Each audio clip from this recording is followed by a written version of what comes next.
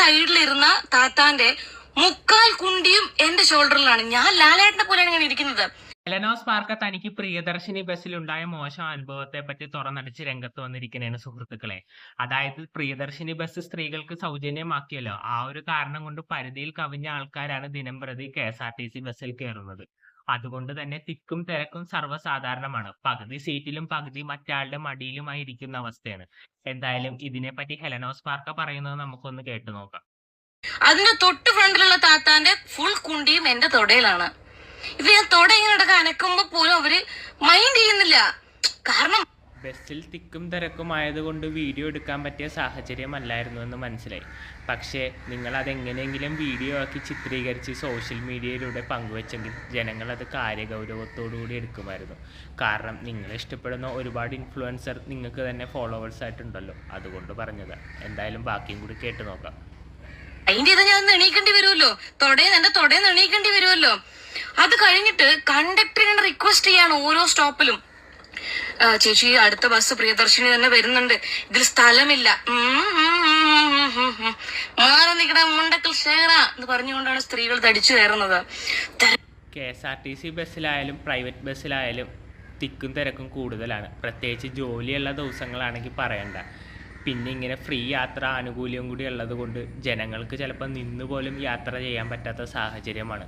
അതുകൊണ്ട് സർക്കാരിനോട് എനിക്ക് പറയാനുള്ളത്, ഫ്രീ യാത്രയൊക്കെ കൊടുക്കുന്നത് നല്ലത് തന്നെ, പക്ഷേ ഒരു പരിധി വെക്കുക. അതായത് ഇത്ര വ്യക്തിയിൽ കൂടുതൽ ഒരു ബസ് ട്രിപ്പ് നടത്തരുത്. അങ്ങനെ നടത്തിയാൽ അതിന് തക്കതായ ആക്ഷനും എടുക്കുക. കാരണം സൗജന്യ യാത്ര എന്നൊരു ആനുകൂല്യം കൊണ്ട് നാളെ ഒരു യാത്രക്കാരൻ പോലും ബുദ്ധിമുട്ടരുത് എന്ന് പറഞ്ഞ അമ്മാതിരി തിരക്കാണ്. വേറൊരു കോമഡി ആക്കണോ, ഈ ഫ്രീ യാത്രക്കിടയിൽ ഞാൻ ഇരുന്ന സീറ്റിലിരുന്ന ആളായിരിക്കണം ആ ബോട്ടിന്റെ ഒരു എയർപോർട്ട് മറന്നു വെച്ചു പോയി.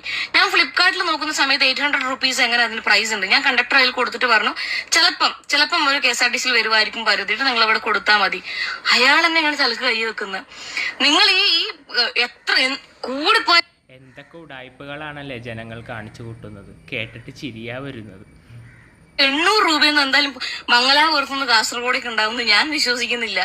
ആ ഒരു ഫ്രീ ടിക്കറ്റിന് വേണ്ടിയിട്ട് ബോട്ടിന്റെ എയർപോർട്ട് അടക്കം വെച്ച് മറന്നു പോകുന്ന സ്ത്രീകളുണ്ട്. കേട്ടില്ലേ, ഹെലൻ ബസ് യാത്രയൊക്കെ ഇഷ്ടപ്പെടുന്ന ഒരു വ്യക്തിയാണ്. തന്റെ കോളേജ് ലൈഫിൽ ഒട്ടുമിക്ക ദിവസവും സഞ്ചരിച്ചതും ബസ്സിലാണ്. പക്ഷേ ഈ KSRTC യാത്ര കാരണം ആ ഇഷ്ടമങ്ങ പോയി കിട്ടി. എന്തൊരു ഗതികെട്ട അവസ്ഥയാണല്ലേ. ഹെലൻ പറഞ്ഞത് വെച്ച് എനിക്ക് മനസ്സിലായ മറ്റൊരു കാര്യം, പ്രായമായവരോ രോഗിയായവരോ KSRTC ബസ്സിൽ സഞ്ചരിച്ചാൽ ശരിക്കും കഷ്ടപ്പെടും.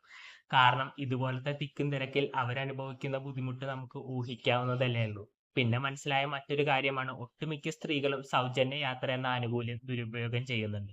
പിന്നെ ഞാൻ തൊട്ടു മുമ്പ് ചെയ്ത വീഡിയോസിലൊക്കെ പറഞ്ഞ പോലെയുള്ള സെയിം കാര്യങ്ങളാണ് ഹെലൻ പറഞ്ഞത്. അതുകൊണ്ട് ഞാൻ അതെല്ലാം വീണ്ടും പറഞ്ഞ് വലിച്ചു നീട്ടാൻ ആഗ്രഹിക്കുന്നില്ല. പക്ഷെ എന്നാലും ചുരുക്കി ഒന്ന് പറയാം. അതായത് പ്രായമായവർക്കും പിന്നെ രോഗികൾക്കും പിന്നെ എന്താ പറയാ മെന്റലി ഡിസോർഡർ ആയ വ്യക്തികളോ അല്ലെങ്കിൽ ഫിസിക്കലി ചലഞ്ചഡ് ആയ വ്യക്തികൾക്കോ ആനുകൂല്യം കൊടുക്കാനാണ് ഹെലൻ പറഞ്ഞത്. ആ ഒരു സ്റ്റേറ്റ്മെന്റിനോട് ഞാൻ 100% യോജിക്കുന്നു. കാരണം അർഹതപ്പെട്ടവനാണ് ഈ ആനുകൂല്യം എല്ലാം കിട്ടേണ്ടത്. ഈ നാട്ടിൽ കാണുന്ന എല്ലാ ജനങ്ങൾക്കും കൊടുത്ത് വെറുതെ യാത്രക്കാർക്ക് ബുദ്ധിമുട്ടുണ്ടാക്കുന്നതിൽ യാതൊരു അർത്ഥവുമില്ല. നിങ്ങളുടെ അഭിപ്രായം താഴെ കമന്റ് ബോക്സിൽ രേഖപ്പെടുത്താം. അടുത്തൊരു വീഡിയോയിൽ കാണുന്നവരെ ബൈ ബൈ.